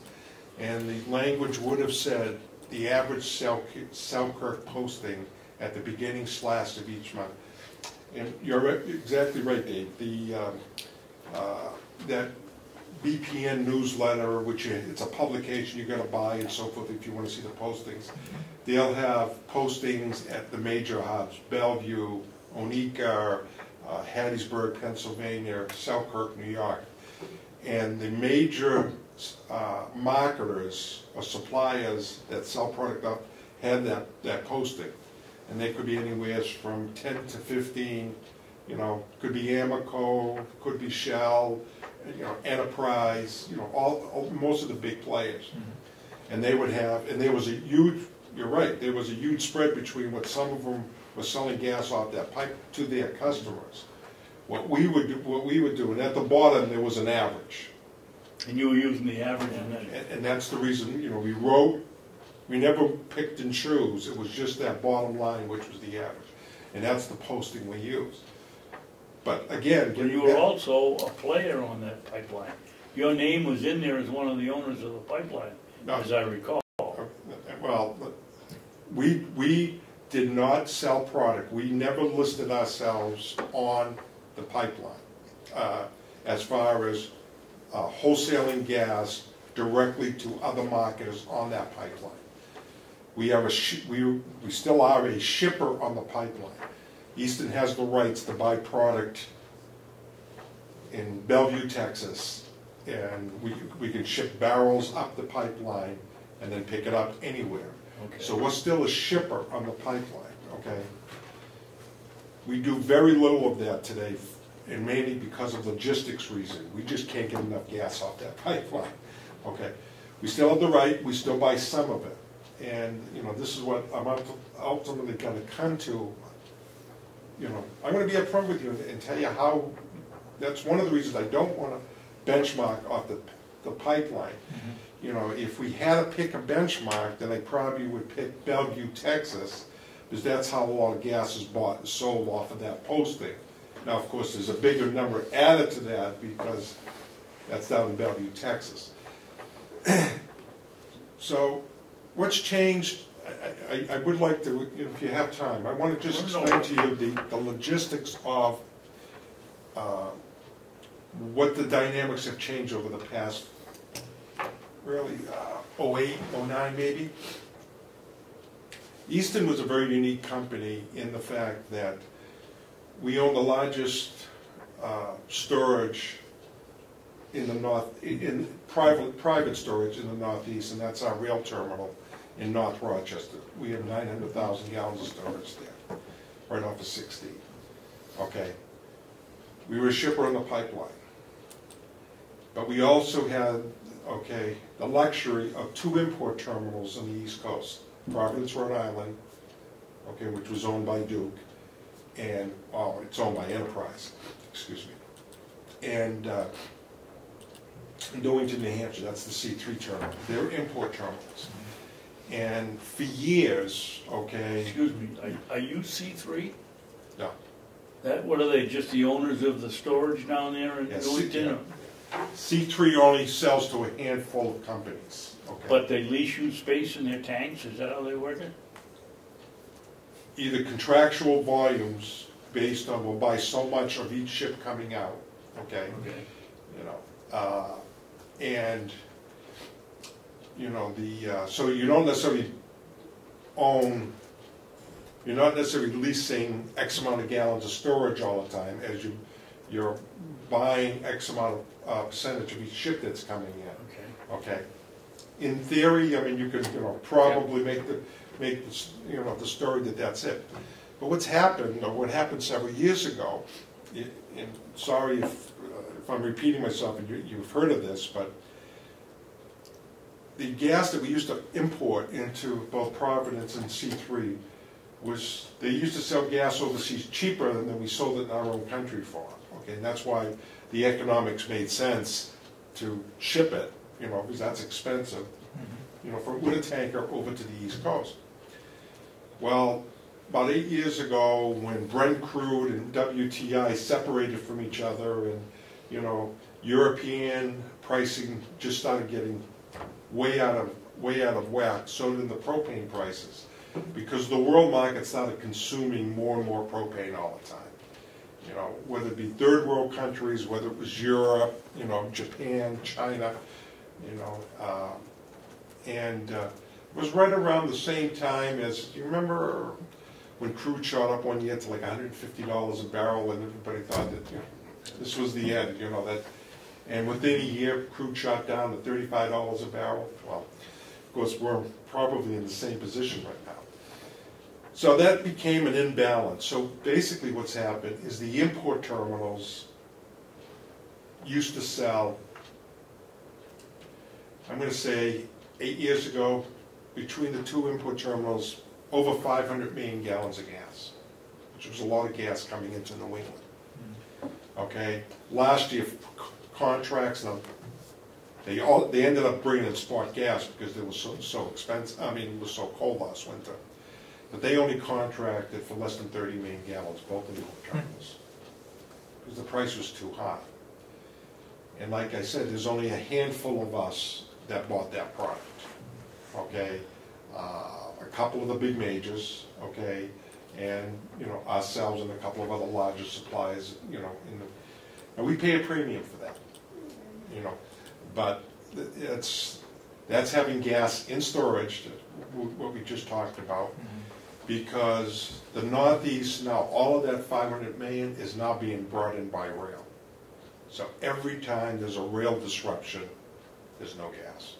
Okay, and that's, you know, if you've read the papers or saw the news last winter, it wasn't only in this part of the country, it was throughout, you know, throughout the rest of the country. Rail disruptions, snowstorms, too cold, ice, tracks are frozen, whatever the case may be. So not only have we bought product last year, but I bought it again this year, and I'm going to buy product there next year. Most of my competitors don't, because it's expensive, and that's why we blend. We use, well, our terminology today is Easton's landed cost, because I take our rail product, what gas we have coming in off the pipeline, what gas we put into storage, such as C3 or in Providence, okay, because my number one job is, I guess the best way to put it this way, is to make sure our trucks roll every day and all of our customers have gas, okay, at a competitive price. I'll tell you right now, you can, whether you get 2 other companies in here or 5 other companies, we probably are not going to be the lowest price, okay? I need to be competitive, okay? You know, and that competitiveness has to be with, you know, whether it's the service part of it that we, you know, just talked about. The big thing is the supply side, okay? I hope it never happens, okay, that we run out of gas in the Northeast. But if it were to happen, Easton would be the last company to run out.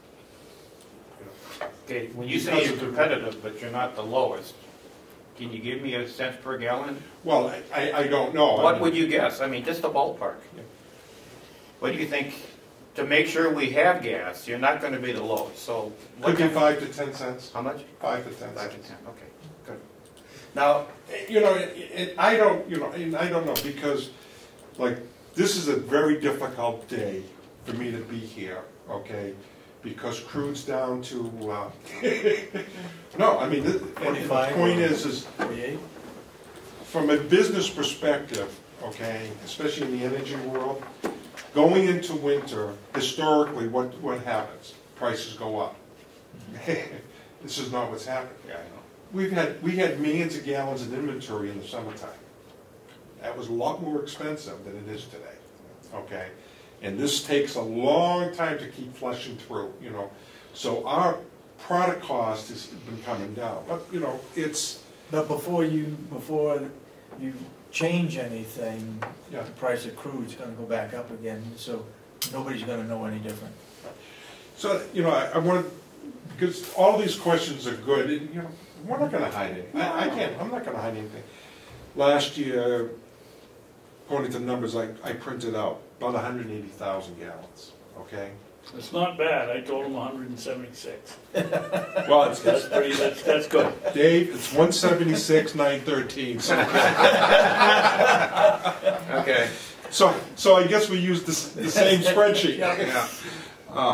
An average selling price, 2014, 166. The entire year? Yeah. Because I know we were down around You went as high? $1.19 to a $2.10, didn't we, somewhere in there? Yeah, it would have been, you know, February, March last year, it was 207 was the highest, okay? And, I'm just trying to think. I just gave you the benefit of the doubt, you better give me the benefit of the doubt. I said 2.10, you said 2.7. Okay. And 138, I think, was about the lowest. Okay. That's Quite a swing when you're trying to budget. Oh, yeah. And we can talk about that, too. Today, if we bring a load in today, $1.32.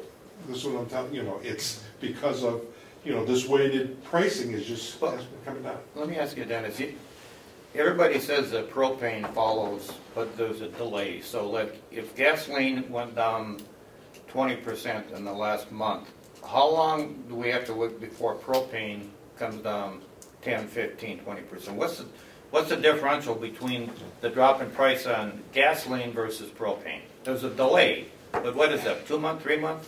Well, and it also depends upon the time of year. Yeah. One of the things that is, my storage fees kick in the wintertime because of this gas that I store. Right. Okay? So our Easton's product costs, December, January, and February, are more expensive. And that's what I say. Yeah. It's going to be more, any of my competitors that probably don't do it, you know, price the same way, that's the 3 months I'm going to get hurt at. Okay? Now, when I said, just let's see, trailing, since October, 140, 151, last month it was 145, today it's 132. So this is, you know, it's trailing down. And if the prices stayed the way it is, it's going to go down another 10 cents or so in the next month, okay, or it should. Okay. You know. Okay. Now, so we just talked about 165, 166 was the average cost for 2014. Today's price is 132. But we also, I hedge gas too, you know, for people who say I want to fix my price for the next year or so. If you would ask me last summer or prior to October, what would have my price have been for 2014-15, you know, 12 months?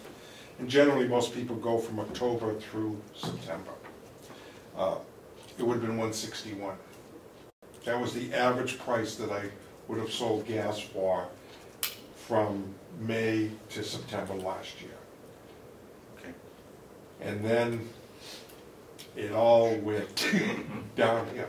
I mean, you know, we're talking, you know, a 40-cent drop, okay, in 3 months. So let's say this year, right now, sometime this year, we want to lock in on a fixed price for the rest of the year. What's the earliest we can lock in? What's the latest we can lock in? Well, I don't think we're going to have any conflicts with we can't, for instance, we can't sell pre-buys, state of New Hampshire, we can't sell a pre-buy on May 1st now. That's a new law this year. Okay. And that was because of, well, you all read the news. Yeah, the ones that went out of business, yeah, we read about them every year. So that they changed the law, but we wouldn't do a pre-buy with you. You're not going to pay us up front, okay? We would enter a contractual arrangement, we just fix your price. I can give you a fixed price anytime, okay? The only thing I will tell you is that fixed price comes with a little asterisk, because what I don't know is what our what we call our differentials, our freight charges, those don't come out till May 1st. Most of the freight companies and supply sources redo what we call our differentials, and that's, you know, for instance, that's Irving has a differential charge to buy gas out of their terminal. It's over and above the commodity, okay? And the same thing with whether it's rail cars coming into Rochester, it's rail cars coming into one of our other rail terminals that will pull far out of Claremont or out of Westfield, Mass, or out of Auburn, Maine, by, you know, some other suppliers. Because part of my job is to diversify our risk, okay? Cheapest gas I can buy, because we own the rail terminals, right out of our rail terminal. Trouble is when Pan Am decides not to move rail cars, like they moved rail cars for 5 days last week. So we'd be out of gas.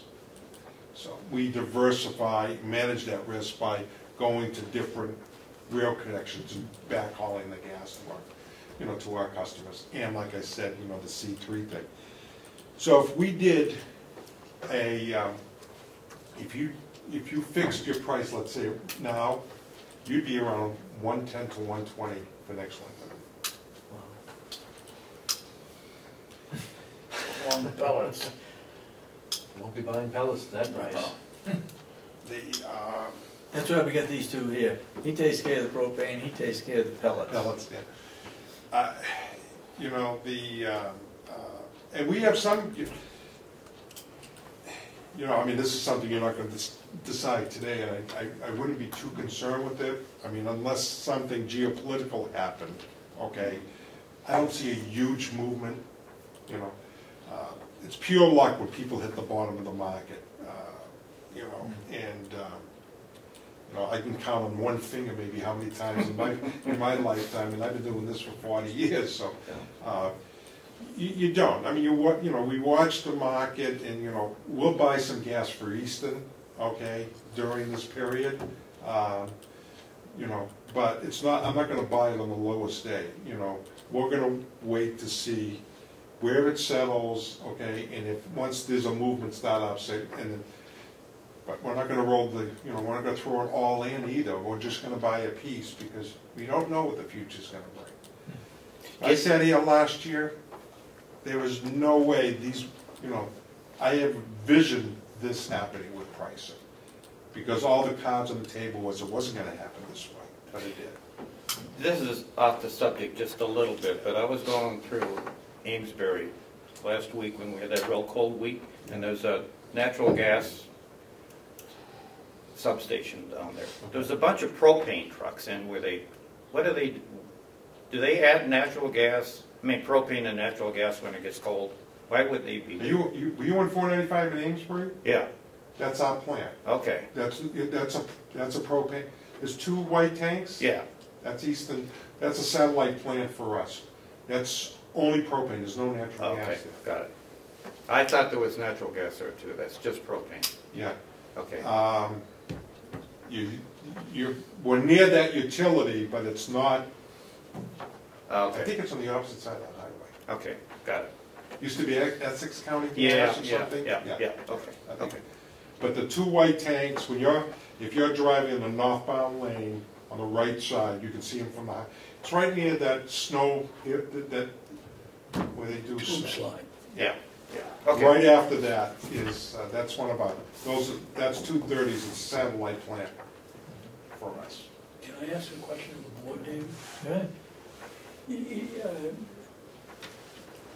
We've just been told by Dennis that a locked-in price requires payment up front. No, I wouldn't. No, we wouldn't. Just the contract. Just somebody's signature. Yeah. And how about we a take fixed the price? risk that you're going to honor the contract. How about a fixed price? Same deal? Well, that would be the fixed price. Yeah. There's either fixed price or a pre-buy. Okay. But in a fixed price, we get the fixed price, but we don't have to give you anything up front. No. That's right. No. So my question was going to be, how would this affect our budgeting here at the county? But if we don't have to pay anything up front, there's no problem. How long a contract are you having? for fixed price or for, Yeah. or, yeah, right now, I mean, we can work this whatever way you want.